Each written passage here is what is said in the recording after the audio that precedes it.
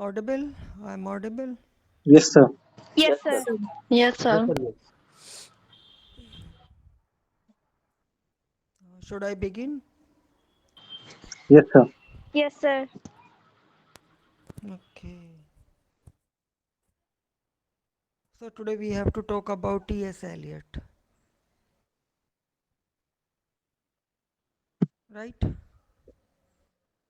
Yes, sir.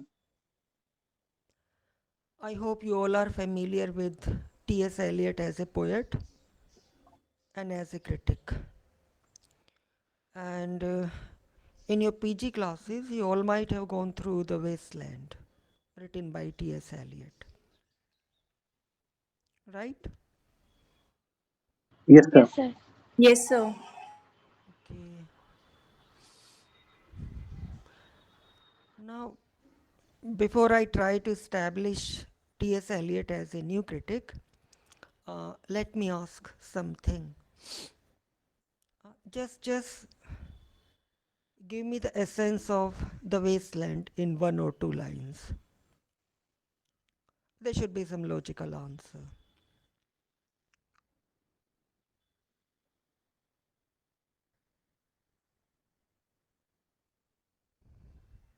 You have read it or not? Yes, sir.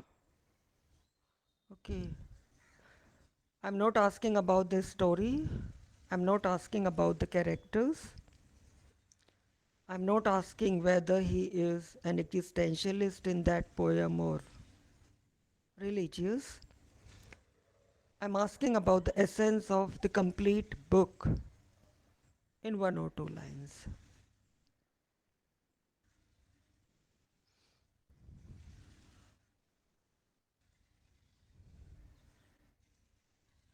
Come on.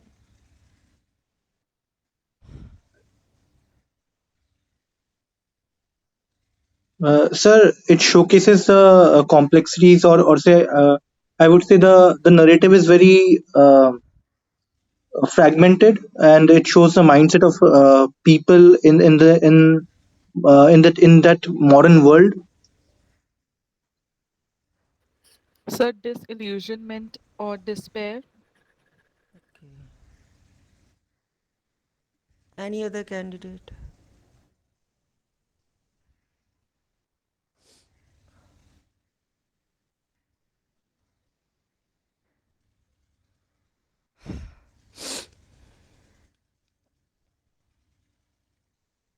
Again, I'm telling you, if you all want to be good teachers, you need to focus on the basic concepts.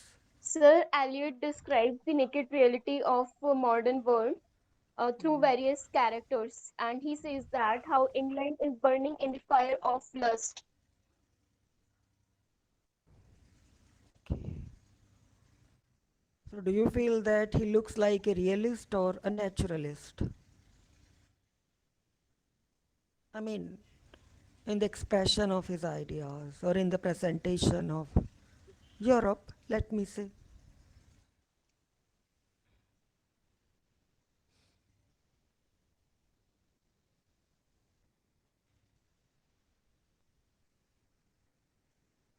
It's a realist, I would say.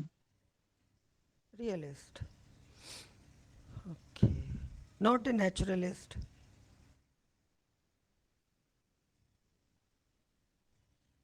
Only realist? Not a naturalist?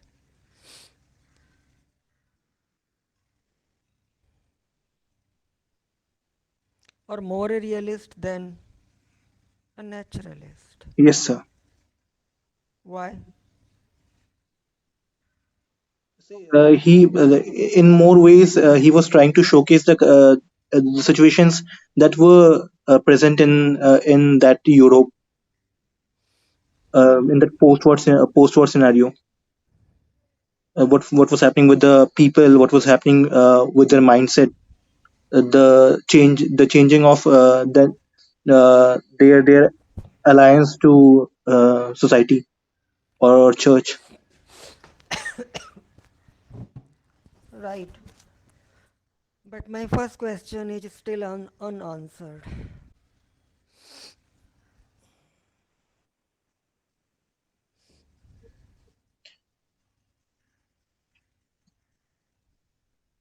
Hmm.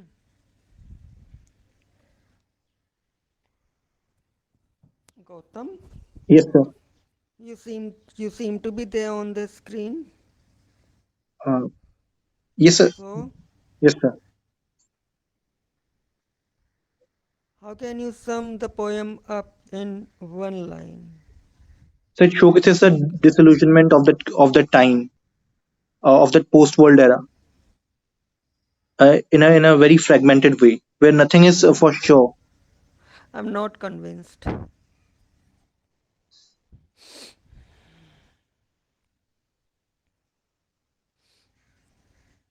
Okay. Uh, you can say that the wasteland, it's a lamentation on the death of Europe. You may agree with me, you may not agree with me, but I very seriously feel that the wasteland is basically a lamentation on the death of Europe. So there you can find social death, religious death, moral death, ethical death, domestic death. I mean, you can find even home burial. So this is my perception. In one line, you can say that the wasteland is a lamentation on the death of Europe, right? Yes, sir. Okay. So let us talk about T.S. Eliot as a critic. I I feel I have already told you that T.S. Eliot has been a multidimensional personality. He has been a critic. He is a critic. He is a poet. He is an essayist. He is a dramatist also.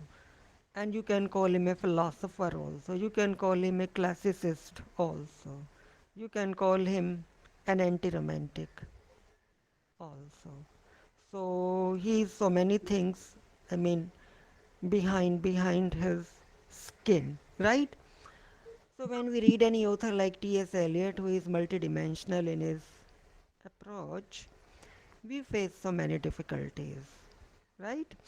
If you want to understand the poetry of T.S. Eliot, you need to understand his criticism.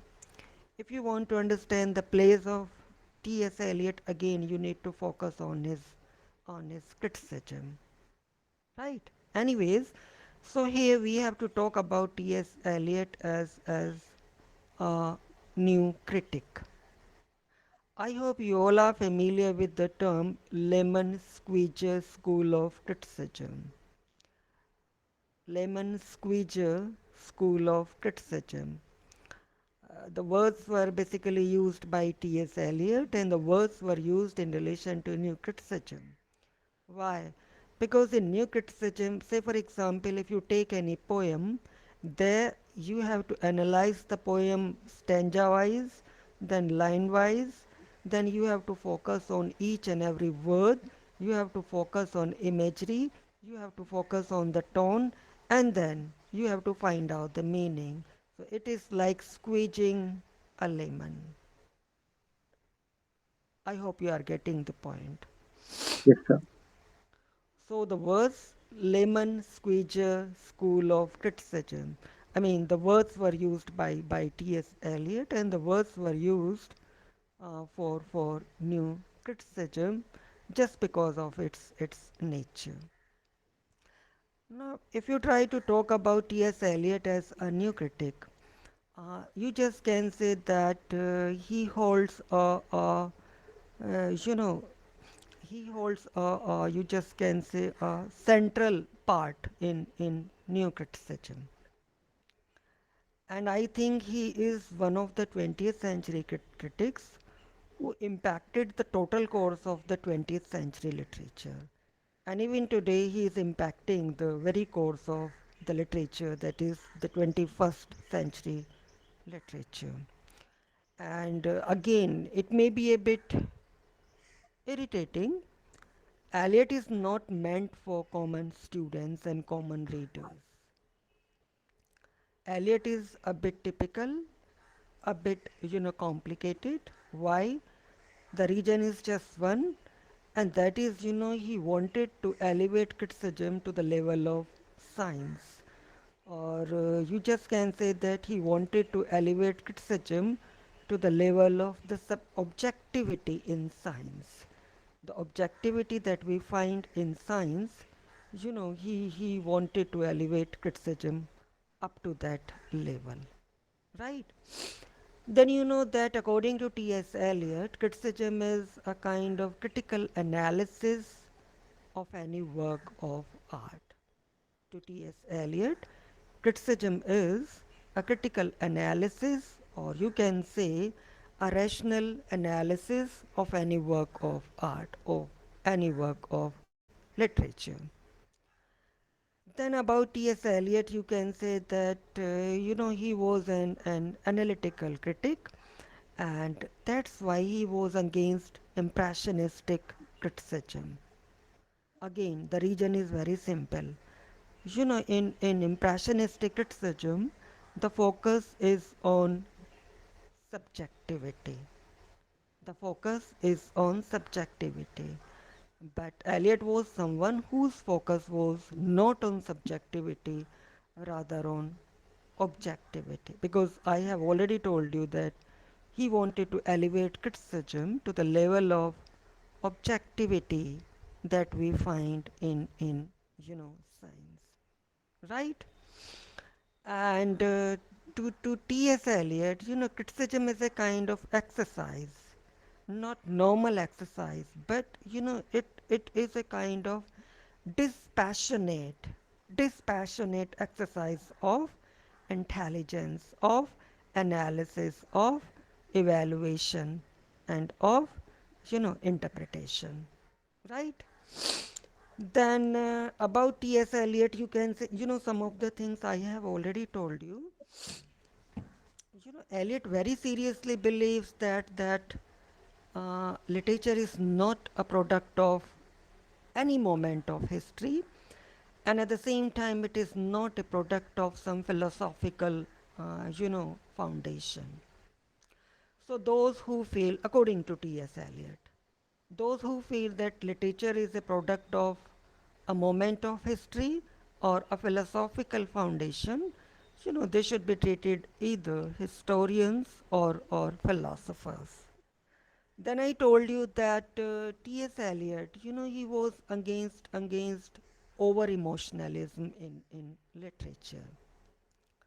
So here one thing you have to keep in your mind, and that is, he was not against the use of emotions in poetry, but he was against the use of overflow of emotions in poetry.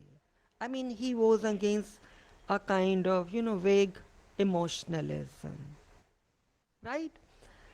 And he felt that the highest poetry is the poetry, that is written from the viewpoint of objectivity, and highest poetry is the poetry which synthesizes thought with feeling, argument with image, and rational with irrational.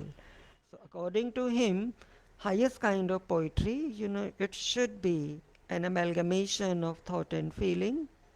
It should be an amalgamation of argument and image, and it must be an amalgamation of rational and irrational. Right? Then I think I told you that he was a great disciple of T.E. Hume. He was very much impacted by T.E. Hume, and I hope you remember that T.E. Hume, he basically raised a voice, or you just can say that he started a kind of anti romantic movement. T.E. Hume, he started anti romantic movement.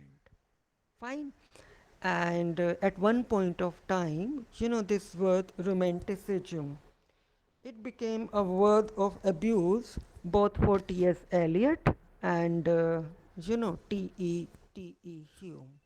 I hope you are getting the point, right?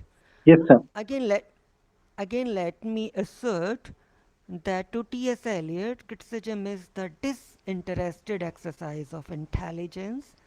To him, this is a kind of, dispassionate, disinterested, and dispassionate exercise of intelligence, knowledge, analysis, evaluation, interpretation, and reinterpretation. Right? Eliot very, seriously believes that, a critic, he should work like a scientist. Or in a simple way, you just can say that, Eliot feels, or he believes in the fact that a critic, he should work with the dispassionate of a botanist or a zoologist, right? And that's why, this attitude of T.S. Eliot, it prompted him to reject both liberalism and romanticism. Getting my point? I repeat again, you know he basically felt that a critic should work with a kind of dispassionateness and with a kind of disinterestedness. And further, you can say that, T.S. Eliot feels that a critic should work like the dispassionateness and disinterestedness of a student of science, maybe a zoologist or a botanist. And this attitude of, his, it prompted him to reject both liberalism and romanticism. Means he was against liberalism, and at the same time he was against romanticism, right? And that's why, this term romantic, or this word romantic, it became a term of abuse both for T.S. Eliot and T.E. Hugh, right? Then, if you remember T.S. Eliot's essay Tradition and Individual Talent, it was written in 1919. And for your kind information, this essay, Tradition and Individual Talent, it is supposed to be a manifesto of his criticism, or you just can say that it is supposed to be an unofficial manifesto of the criticism of T.S. Eliot. Right? Now, in this essay, Tradition and Individual Talent, he basically focuses on the word tradition. Now, tradition is a word, which has been defined and redefined, interpreted and reinterpreted by so many people. And you can give your own definition in relation to this word tradition, right? I mean, uh, obeying the basic concepts, right? But in this essay, that is Tradition and Individual Talent, T.S. Eliot, he gives a kind of, you know or you just can say he gives a kind of a revolutionary definition of the concept of tradition. I mean, he defines the word tradition not in a traditional way, but he defines the word tradition in a very strange manner, or you just can say in a very revolutionary, manner. Or you can say that he gives a revolutionary redefinition, not definition, but a redefinition of the word, tradition.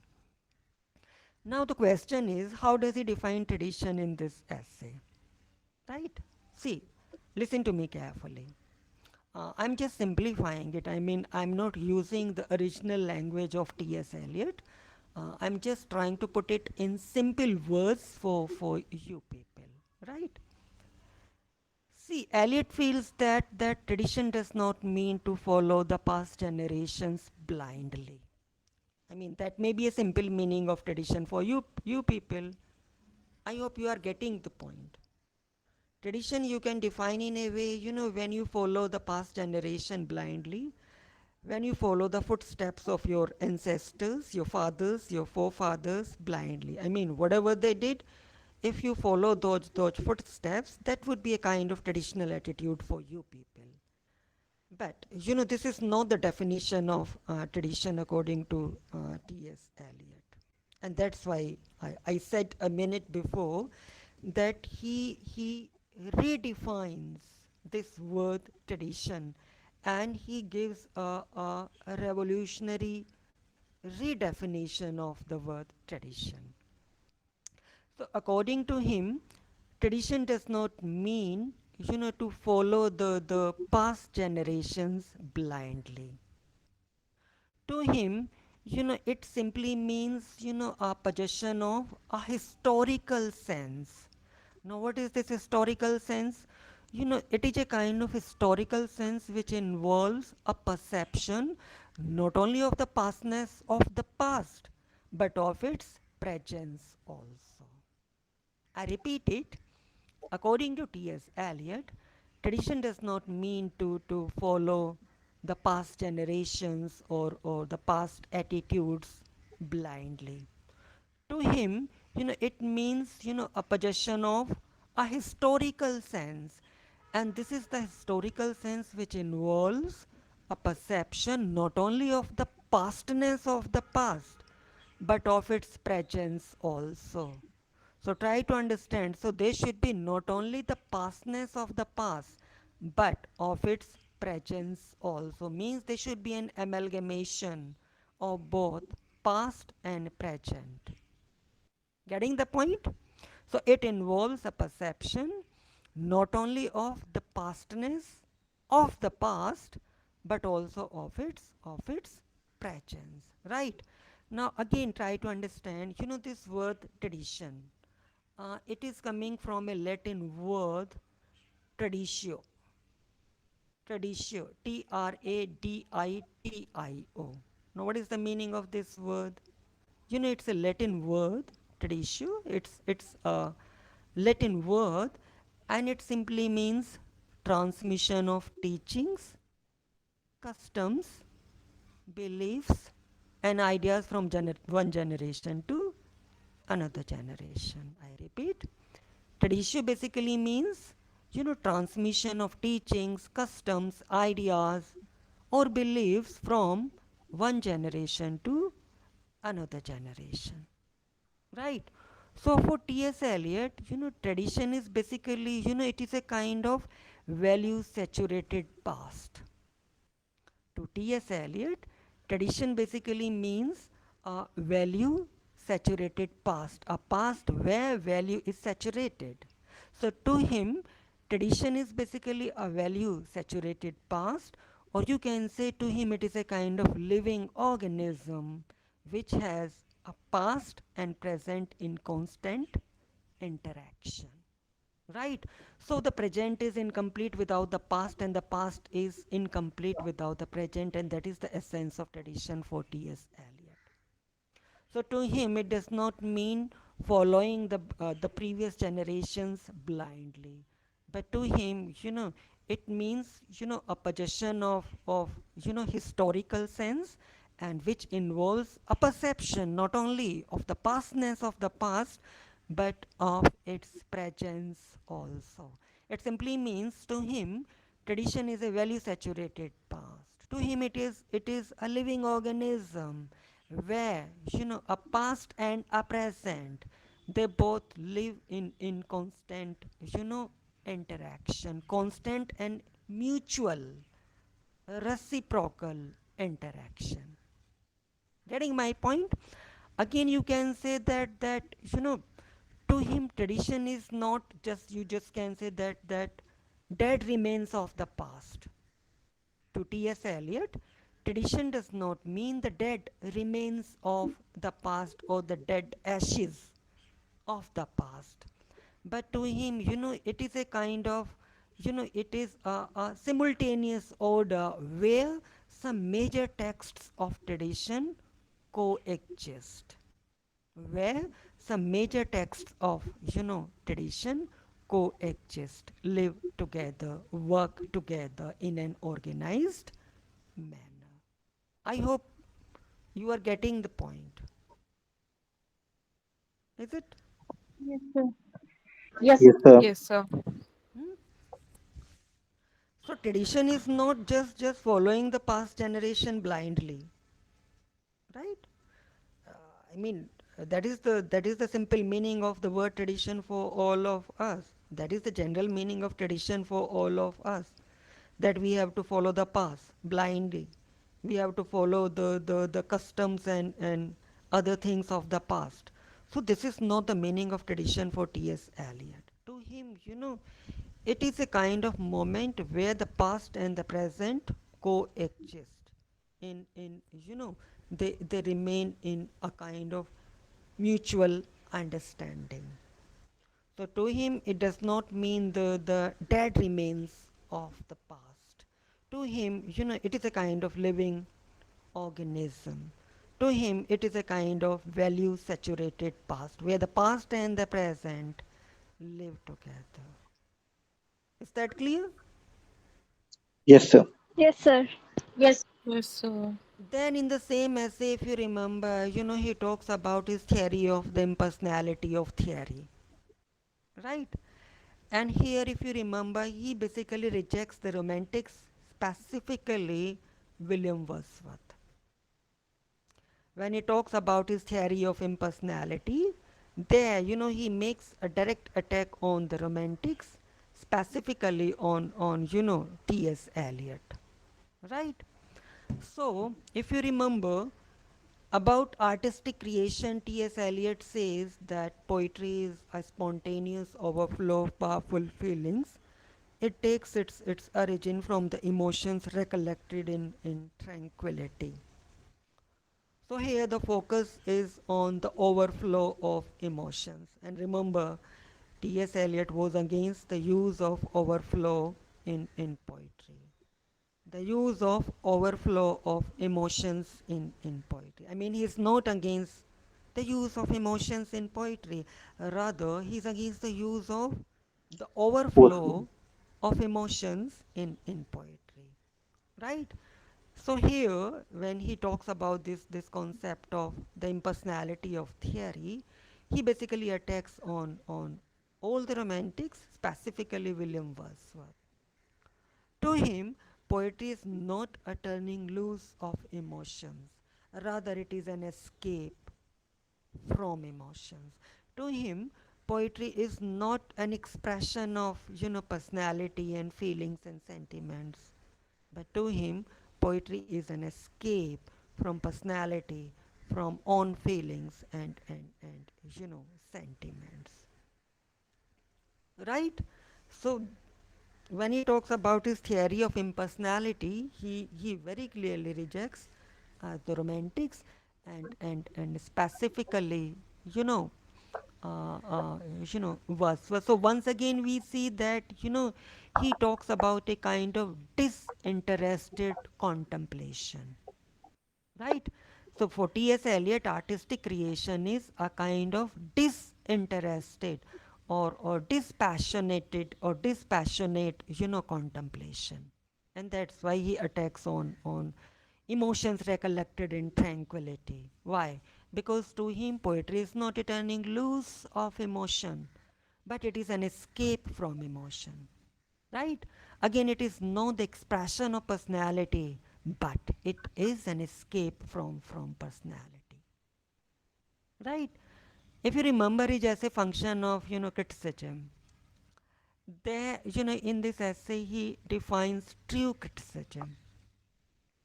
And what does he say about true criticism? In this essay about true criticism, he very clearly says that true criticism is it is a kind of scientific investigation into a work of art. I repeat it. To him, true criticism is a scientific investigation or inquiry into a work of art to see it as it really is. And here I would like to point out the comment which was given by Gotham. Hmm. When you talk about the wasteland, there he seems to be a realist. Why? Because in the wasteland he presents the condition of Europe as he sees it. I mean, he presents it in its naked form. I mean, he does not, load anything with imagination or with any kind of sweetness. Whatever he sees, he presents it in its naked form. He does not take the help of any imagination. I mean, he does not present any sugar coated, thing, as most of the romantics do. Getting my point? So to him, True criticism is basically a kind of scientific inquiry, and this is a kind of disinterested. This is a kind of, dispassionate inquiry into a work of art. I hope it is clear to you. Yes, sir. Yes, sir. Yes, sir, it's clear. Okay. So again, you just can say that to T.S. Eliot, criticism is the disinterested exercise of intelligence, disinterested exercise of evaluation, interpretation, analysis, reinterpretation, and so many things. Right? Then let us talk about two more terms which have been given by T.S. Eliot, and the two terms are very crucial for all of you. The first one is objective correlative, and the second one is dissociation of sensibility. The first one is objective correlative, and the second one is dissociation of sensibility. Right? So let us talk about the first term, that is, objective correlative. This is very crucial for you. And if you remember, this is working throughout the wasteland. This is working throughout the wasteland. This is not working through Hamlet. This objective correlative is not working through Hamlet. And this is working throughout the wasteland. And again, for your kind information, this is working through Macbeth also. And this is working through a number of major works, right? And that's why, Hamlet has been called a dramatic failure by T.S. Eliot. Why? Because objective correlative is not working there, right? Anyways, so the concept of objective correlative, it was given by T.S. Eliot in his essay Hamlet and Its Problems. And if you remember this essay was published in The Sacred Wood, and this is a collection of some essays written by T.S. Eliot. Right. Now tell me one thing. See, the basic purpose of literature is to transmit certain emotions into the minds of the readers. So the question is it not possible that these emotions can be transmitted directly to the readers? Or is there any need of medium which can be more effective in transmitting those emotions? I'm simplifying it. See, I may come to your classroom and I can give you some lecture about morality, this thing and that thing. I can tell you that if you are over ambitious, then you will have to suffer. The first situation. The second situation is that I create a character in a play, and through the fall of that character, I show the dangerous results of over ambition, as you find in Dr. Faustus and as you find in Macbeth. So, which medium would be more effective? The direct medium in the classroom or the medium of a play where I use a character just like a tool, just like a Play. medium? Which Yes, one? sir. Simply. Why? So So please. because when we see a particular person suffer, we are able to relate to that particular person. If a sermon is being given, we may take it as it is, but we won't be able to relate that much. But if we see a particular person suffering, and then in some way we will relate to that suffering, and that we may have been at that particular person's place, and then it brings a sense of fear and pity, and then we learn from it. Okay. You have given the right answer without using the right word, and that is, uh, you know, where there is psychological impact, it is more and more effective. Is it or not? Yes, If we sir. preach something directly, it cannot be more effective. If we preach something through a medium, that may be through a character, that may be through a event, that may be through some incident, I think it can be more effective because we people, we are human beings, and we understand things quite easily when they are presented psychologically. Getting my point? Direct preaching is never more effective.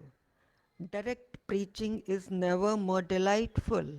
But when this preaching is done through some medium, so this medium becomes more and more effective because it works on the psyche of our mind. And something that works on the psyche of our mind, it becomes very, very, very effective. The point is clear? Yes, sir. That's why so many books have been written. That's why so many novels have been written. So many plays have been written. So many essays have been written. So many short stories have been written. And through all the works, different, moral ideas have been given to human beings.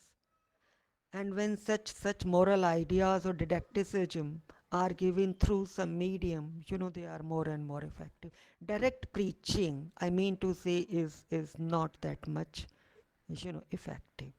So that is the point which I'm trying to tell to you people, right? So he wrote an essay, Hamlet and His Problem, and it was published in the Sacred Word, right? Now, if you remember, in this essay, he clarifies the necessity of an objective correlative. Why?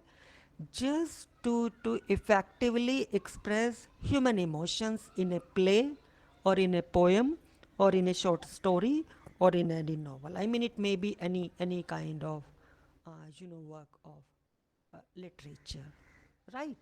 So Eliot basically clarifies the necessity of an objective correlative. Why? Just to effectively express human emotions in a play or in a poem or in a short story or in a novel.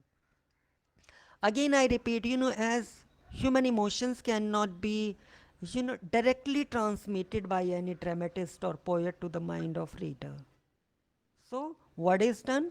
A concrete object, is used. I hope you are getting the point. Human emotions, they cannot be directly transmitted to, the minds of the readers by any dramatist or by any poet or by any novelist. So, what is done by the author? See, a medium is chosen. A concrete object has to be used. Why? Just to evoke the same emotion in the reader, right? And this medium may be, it may be in the form of a place, it may be in the form of a thing, it may be in the form of certain, you know chain of events, or it may be in the form of some repeated actions. And all these things, they serve as an external objective correlative of human emotions. Getting the point? Now, T.S. Eliot says that, I'm coming to objective correlative. Uh, T.S. Eliot did not, invent this concept objective correlative. Perhaps he got the idea from two thinkers. Uh, the first one is Remy de Gourmont, Remedegourmont,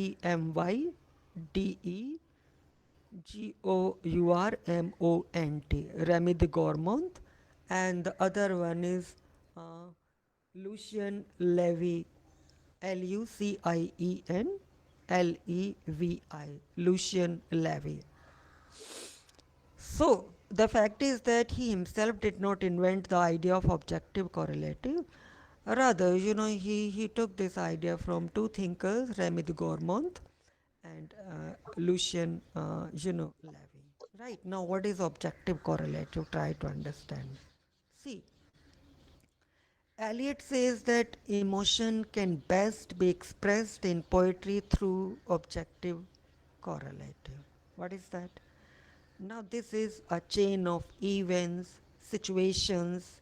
It may be, a chain of certain objects or some recurrent ideas which basically evoke a particular kind of emotion in human heart. I repeat, T.S. Eliot says that emotion can best be expressed in poetry through objective correlative. What is that? This objective correlative, it may be a set of subjects, it may be a situation, it may be a chain of events, and it shall be the formula of the particular emotion. Which particular emotion? Which the reader can feel. Which the reader can feel, or you just can say such that when the external facts are given, right, the emotion is evoked immediately. Now I can simplify it with the help of some works. I hope you all are familiar with Macbeth. Yes, sir. Are you Yes, sir. familiar with the sleepwalking scene? Yes, sir. Yes, sir. Yes, sir. Okay. Lady Macbeth. Lady Macbeth. Yes, sir. Okay. Now try to understand. The definition is clear. Again, try to understand. You know, emotions cannot be transmitted to readers directly. So what happens? A medium is chosen. And this medium may be in the form of a chain of events, a chain of situations. It may be in the form of, some recurrent ideas and recurrent situations. Right?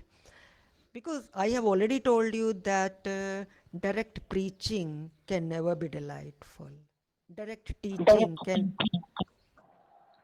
Direct preaching can never be delightful, and that's why a medium is chosen by different authors. So, T.S. Eliot says that emotion can best be expressed in poetry through objective correlative. And this objective correlative, it may be a chain of events, it may be a set of some situations, it may be a set of some recurrent, ideas, which arouses a particular kind of feeling in the readers. Right? Now, try to understand it with the help of the sleepwalking scene. We know very well that Duncan has been murdered by, Macbeth. And you also know that Macbeth murdered Duncan with the help of Lady Macbeth. Directly, she did not help him, but indirectly, I think she was responsible for the murder of King Duncan. I hope you remember, if you have gone through the play, Macbeth somehow, he was hesitant in murdering King Duncan. And before murdering, he started trembling, and the dagger that was in his hand, it also started trembling. Then Lady Macbeth, she prompted her husband, and basically she challenged the manliness of her husband. And a husband can tolerate anything except his manliness. This may be the greatest attack on the personality of a man, and this can be the greatest attack on the heart and mind and body and soul of a man. Right? A man is man, not only in the Indian scenario but in the European scenario also, who has a kind of manliness. I hope you understand what this manliness is. I mean, you can understand it in your own language, because in different regional languages, different regional words are used. In the Hindi belt, mard और मर्दगी और whatever. आपने सुना होगा, किसी को आप कह दो अगर मर्द है तो ये करके दिखा, तो वो करके दिखा देगा. Right? And if the same thing is said either by the girlfriend of a man or by the wife of a man, then men can do anything. Right? So initially, what I am trying to say is that Macbeth was not able to murder King Duncan. Then he was instigated, he was prompted, or you just can say he was challenged on the basis of his manliness by his wife. Only then he murdered King Duncan.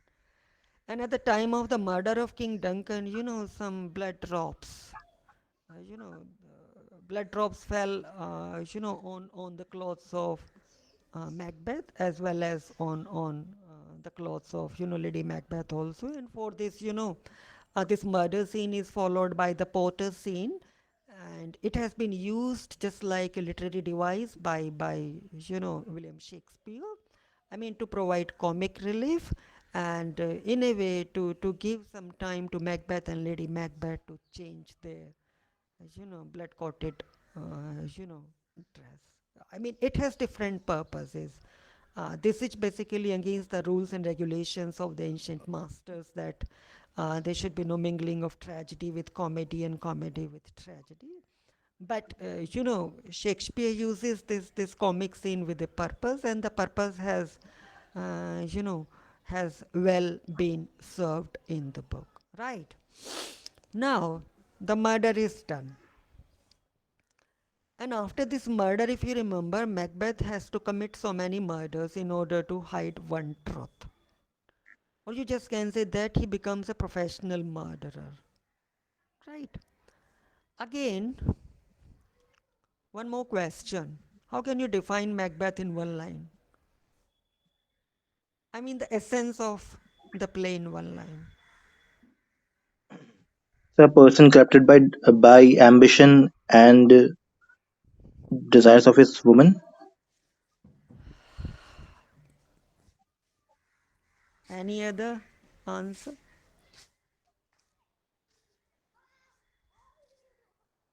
Hmm. अरे बोलो.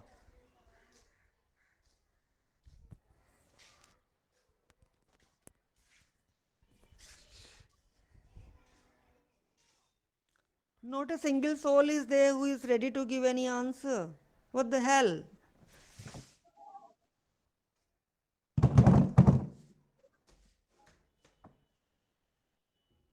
अरे, So he am I was the audible? victim of his, yes, sir. He was the victim of his over ambition. No, no, no, no, no, no. Don't go here and there. Just focus on the eyes of the bird, not on the tail. Right now, you are not even on the tail. I mean, the bird is not even in the picture.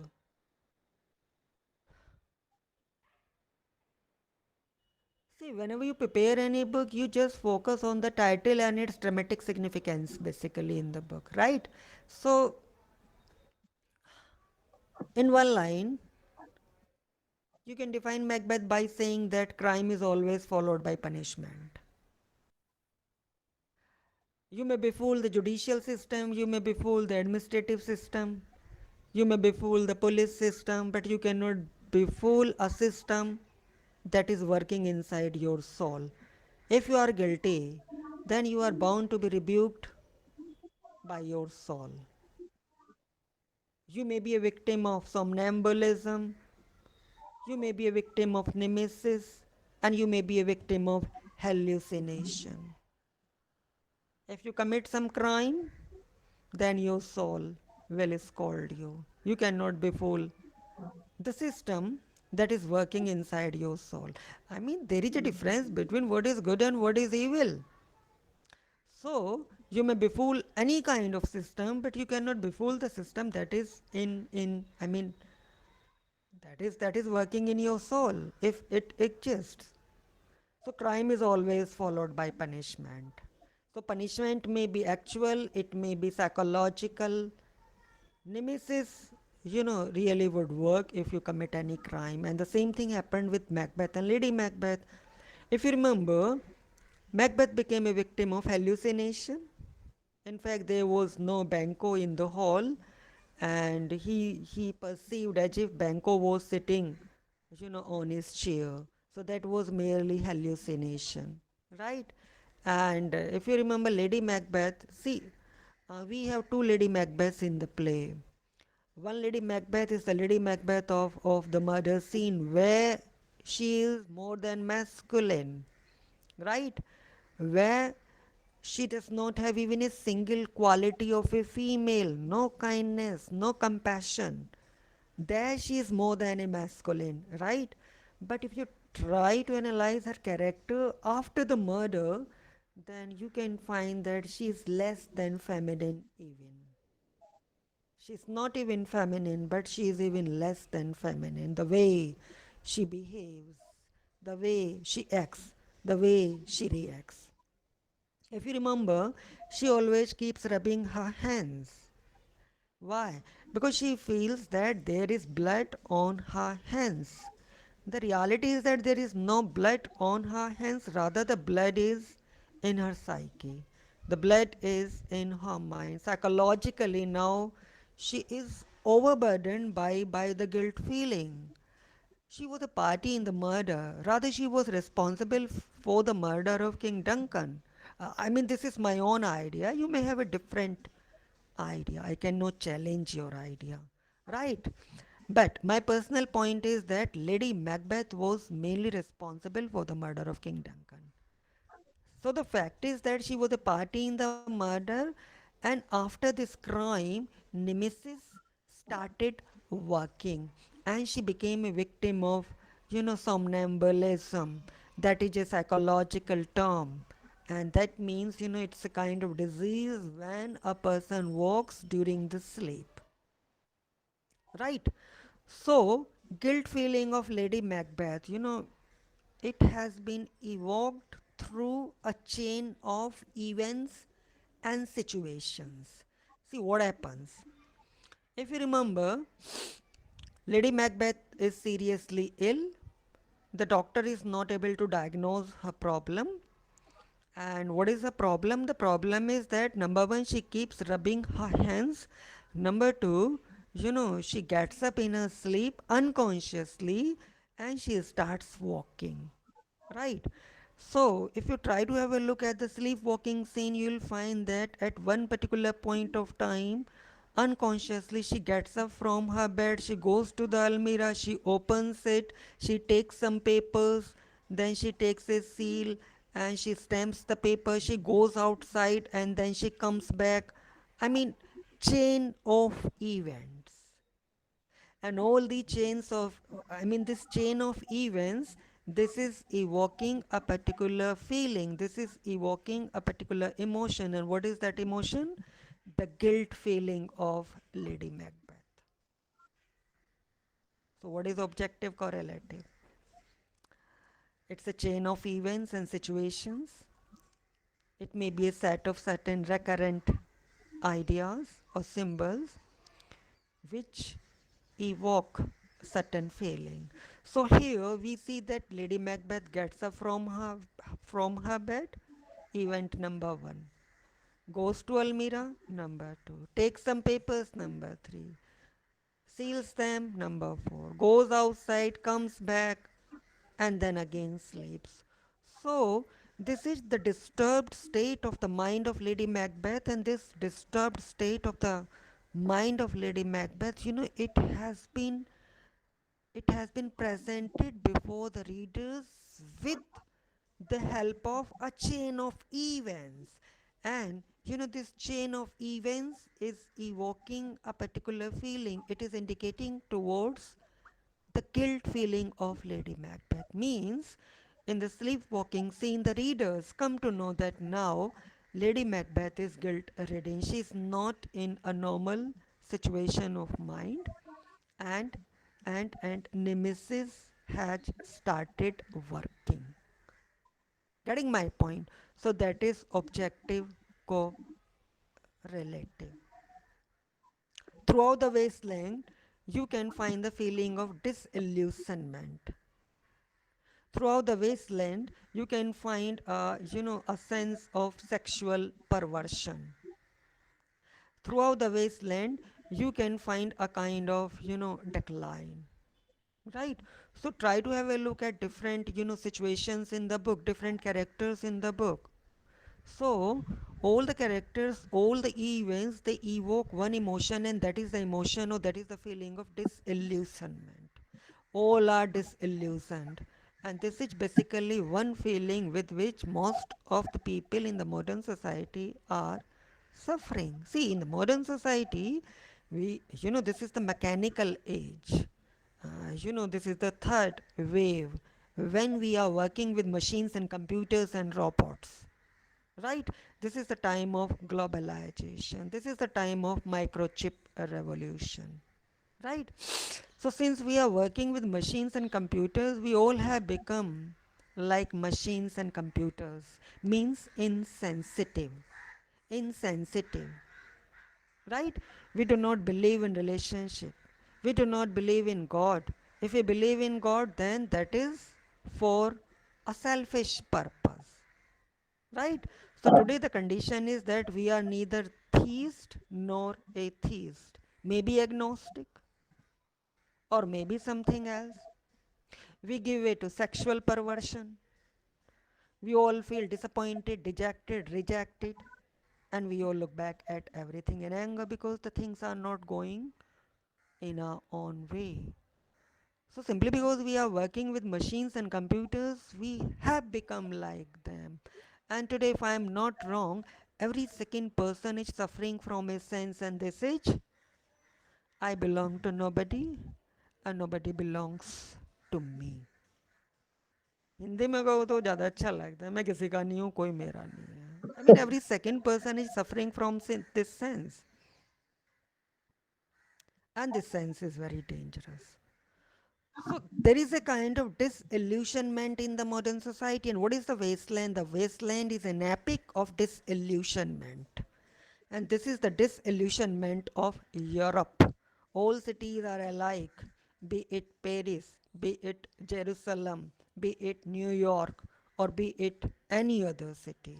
All the cities are alike. I mean, this story is taking place not only in one city of Europe, not only in one nation of Europe, but the entire Europe is in the grip of this feeling. That is the feeling of disillusionment. Clear? Yes, sir. Yes, sir. Yes, sir. I hope objective correlative is clear. Yes, sir. Yes, sir. Yes, sir. Now, side by side, Hamlet has been called a dramatic failure. Why? Because this objective correlative is not working there. Now, let me simplify. See, we have to focus on two characters, and that is Hamlet and his mother.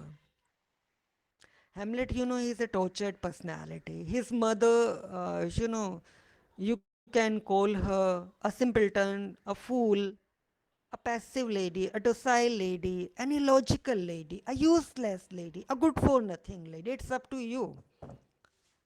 It's up to you. That is your domain, right?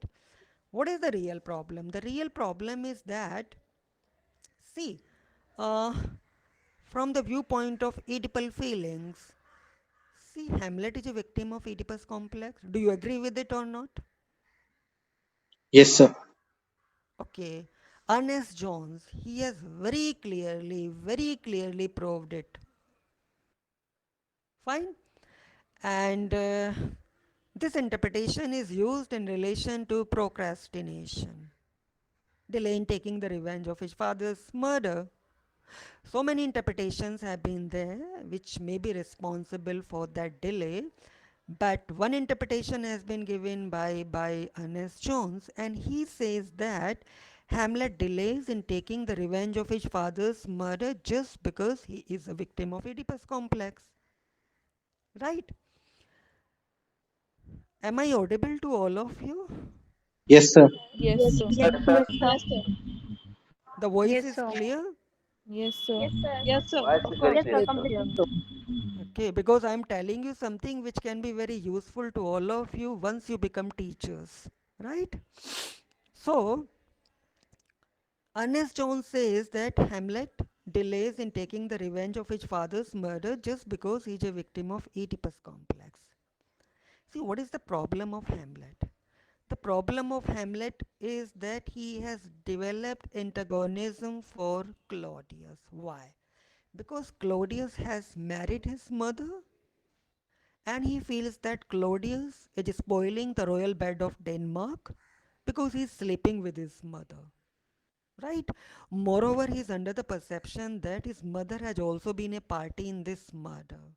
And that's why, you know, to him, his mother is the most shameless creature in the world. The incestuous lady who married for the second time just to satisfy her instinctual gratification. Though this doubt is removed, during the closet scene. Right? But, you know, in the major portion of the play, he remains under the perception that his mother was also a party in the murder of her husband, means she was unfaithful to her first husband. Right? Now, Hamlet has to take the revenge of his father's murder. For this, he has to kill Claudius. Right? Now, what is the problem? The problem is that, you know, Again, the question, why does he want to kill Claudius? Because Claudius is spoiling the royal bed of Denmark. Because Claudius is sleeping with his mother. Now he has become the husband of his mother, right? But don't you feel that unconsciously he himself is trying to sleep with his mother?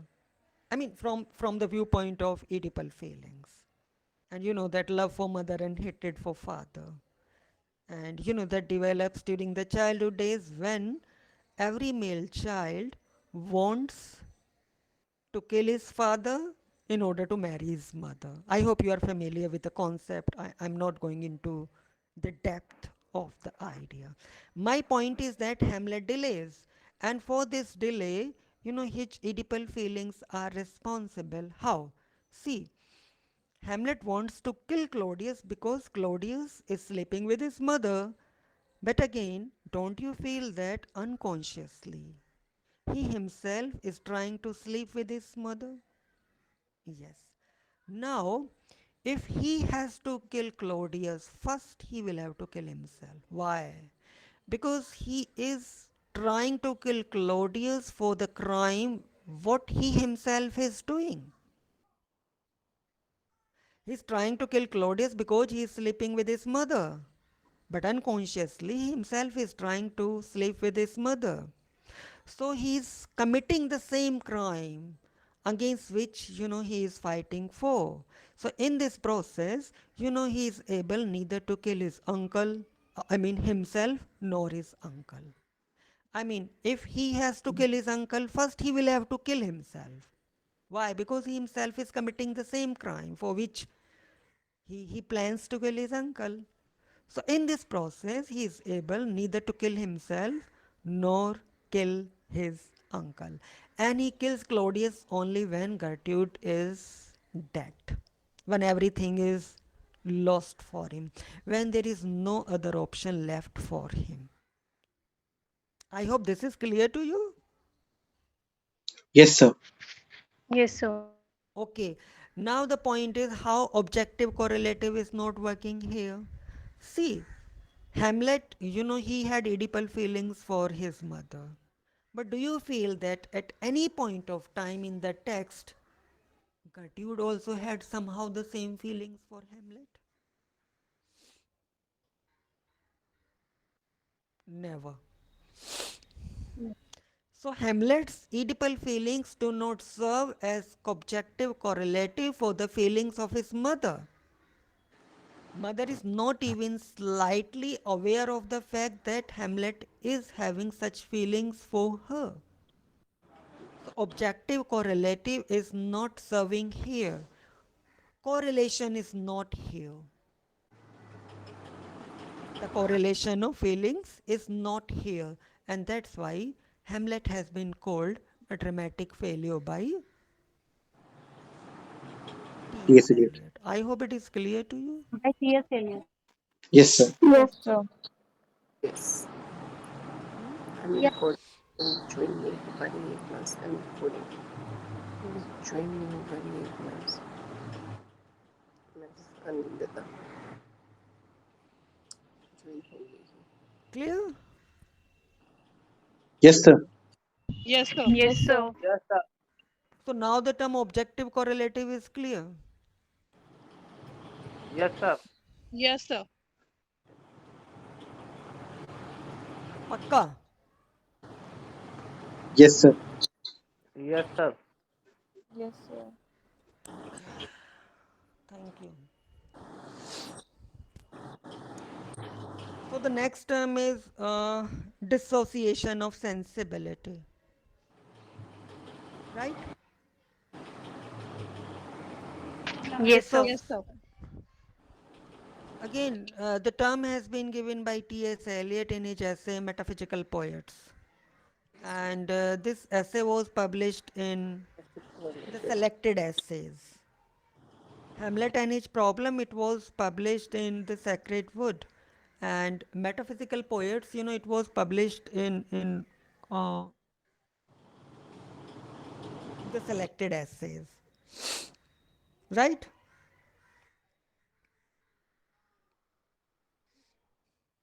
Right, sir. Yes, sir. Okay, that is basically in relation to, somehow in relation to metaphysical poets. Okay, who coined the term metaphysical poetry?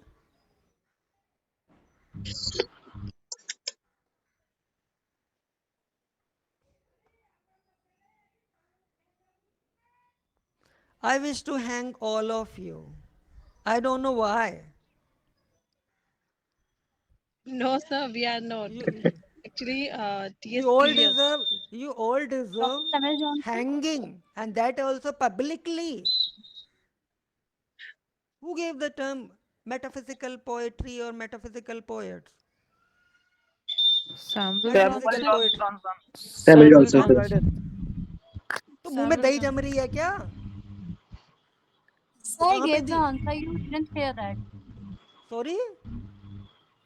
Sir, I gave the answer that was Dr. Samuel Johnson, but you didn't hear that. Okay, who gave the answer? So it is Priyanka Can Rathi. I know this good name? It is Priyanka Rathi. Sorry? Priyanka Rathi. Okay, Priyanka Rathi. ठीक है. Where? Thank you, Priyanka. Where? Where did he give this term? In 1779. In which work? Not the year, not when, but where?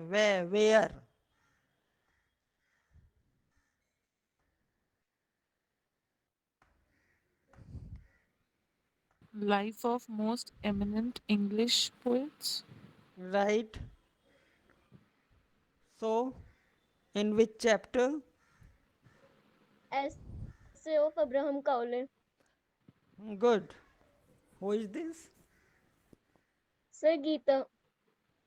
तो रो क्यों रही है? अरे बीस Britain you कह रहे हैं, सर गीता रो क्यों रही है भाई? Right, absolutely right. Sir no actually वही सी ऐसी आ रही है. Okay. Metaphysical poetry, the term has been given by Dr. Johnson when I mean in his book The Lives of the Most Eminent English Poets, and there also when he was writing on Abraham Cowley, right? Okay, one term is Discordia Concourse, the other term is uh, do you remember that opposite to it?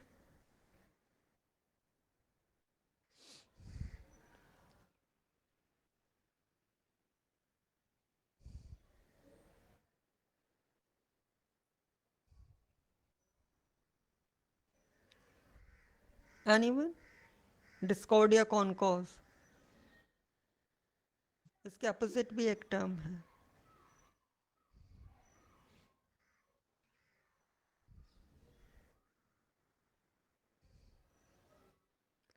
ठीक है, आप लोग पढ़ लेना. See, I'm just coming to the point. See, there are two terms: dissociation of sensibility and unification of sensibility, right? Yes, sir. Yes, sir. Okay. Initially, I told you that according to T.S. Eliot, the highest poetry is the poetry which synthesizes thought with feeling, argument with image, rational with irrational. Of all these, to T.S. Eliot, thoughts and feelings are very crucial. Fine. So his particular focus is on the synthesis of thought with feeling. Right? What happens? We all think, but we do not feel. We all think, but we do not feel. So this is basically a split between thinking and feeling. So this is split between thinking and feeling that is known as dissociation of sensibility. And this is dangerous for good poetry according to T.S. Eliot. Eliot basically believes in the unification of sensibility, means thought should be synthesized with feeling. Thought should give way to feeling, right? And it has been a major problem, with some of the Victorian poets, And specifically, he pinpoints, Tennyson and Browning. About Tennyson and Browning, he says that the major problem with the Victorian poets, specifically with Tennyson and Browning, is that they think but they do not feel as immediately as we feel the smell of a flower, maybe any rose, or maybe any lily, or maybe any other thing. Getting the point? So, through this term dissociation of sensibility, he basically attacks on the Victorian, poets, specifically Browning and Tennyson, and he says that the major problem with the poets, with these poets like Browning and Tennyson, is that they think, but they do not feel. I mean, not. I mean to say that they do not turn their feeling into. I mean, they do not turn their thoughts into feelings. Means there is a kind of a split between thoughts and feelings, and this split, it serves as dissociation of sensibility. Eliot feels that great poetry is the poetry where there is the unification of sensibility, where there is the unification of sensibility. Now, what is the unification of sensibility? Now, this unification of sensibility is, this is a kind of, according to T.S. Eliot, it means a direct sensuous apprehension of thought or a recreation of thought into feeling. So, to him, unification of sensibility means a direct sensuous apprehension of thought or recreation of thought into feeling. A direct sensuous apprehension of thought or a recreation of thought into feeling. Getting the point? I repeat again. While finding out the major faults of the Victorian poets, especially like Tennyson and Browning, Alice says that the negative point, with these poets is that in their poems they think, but they do not feel. They think, but they do not feel their thought as immediately as the smell of a flower, maybe, a rose. Right? Then Eliot says that, a poet has to create a unification of sensibility. And by this unification of sensibility, Eliot means a direct sensuous apprehension of thought or a recreation of thought into feelings. And for your kind information, this was best achieved by metaphysical poets, especially by, Andrew Marvell and Chapman and John Donne. Getting my point? So it was specifically achieved by some metaphysical poets like Andrew Marvell, John Donne, and Chapman. So when thought is transformed into feeling, good poetry is produced. I hope you are getting the point. When thought is transformed into feeling, the result is good poetry. But when thought is not transformed into feeling, the result is bad poetry. So one is the unification of sensibility and the other is the dissociation of sensibility. So when thought is transformed into feeling, then the result is good poetry. And when thought is not transformed into feeling, it means bad poetry. So this is split between what? Split between thought and feeling, it results in bad poetry, right? And Eliot felt that it was a breach, and it had to be healed. It had to be bridged, basically. If you remember, at one point Eliot said that a thought to done was an experience. It modified his sensibility. A thought to done was what? An experience. It modified his sensibility. So, in the poetry of John Donne, you can find that thought is immediately transformed into feeling, because every thought to John Donne was an experience, and this modified his, you just can say, sensibility, right? Now this dissociation of sensibility, you can find it specifically in the works of, Milton and Dryden. In fact, before Milton, there was unification of sensibility, but after Milton, or yeah, after Milton and Dryden, this there came out a split between, thought and feeling, right? So this split between thought and feeling, it was known as dissociation of sensibility. Is that clear? So when we talk about the dissociation of sensibility, here we have to focus on two things: thoughts and feelings, right? Good poetry is where thought is transformed into feelings. Bad poetry is when thought is not transformed into feeling. And this was a major fault with the Victorian poets, especially Browning and Tennyson. But it was a positive point with, most of the metaphysical, poets. Right. So to sum up, you just can say that Eliot is a major figure in the 20th century criticism, and he is one of the major, new critics. And particular thing about his criticism is that, he wanted to elevate criticism to the level of objectivity in science. I hope this is enough about T.S. Eliot. If you have some queries, please let me know.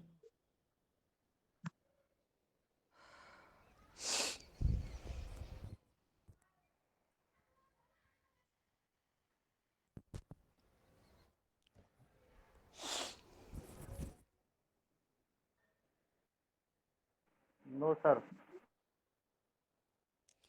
See, today I have given you some not new things, but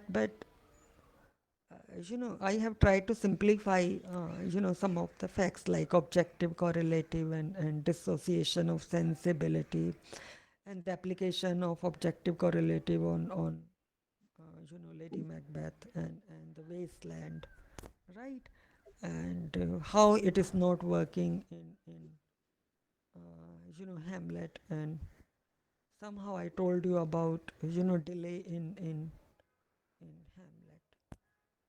So enough, I think I have already told you, and this is enough for today. And one more new critic I'll teach you, and that is I.A. Richards. So maybe in the classroom, I mean, the next week. Thank you. Yes, sir. Anything else? I mean, if you have any queries, please let me know.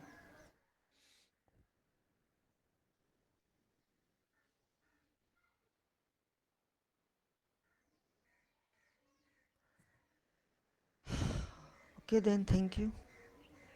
Thank you, sir. Thank you, sir. Thank Thank you, you, sir. sir. Thank you. Thank you. Thank you, sir.